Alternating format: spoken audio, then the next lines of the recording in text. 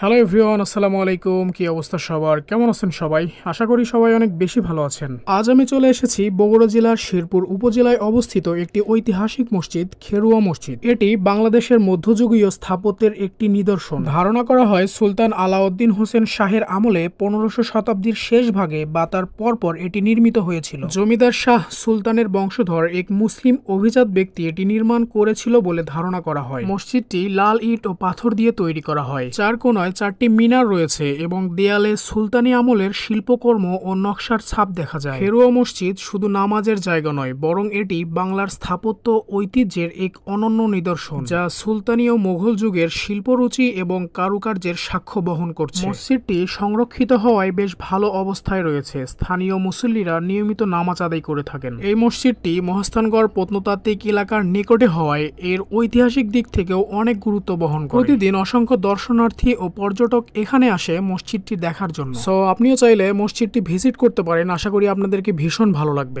আর আমার এই ছোট্ট ভিডিওটি আপনাদেরকে কেমন লেগেছে অবশ্যই জানাবেন। আর সবাই ভালো থাকবেন, সুস্থ থাকবেন। আল্লাহ হাফেজ।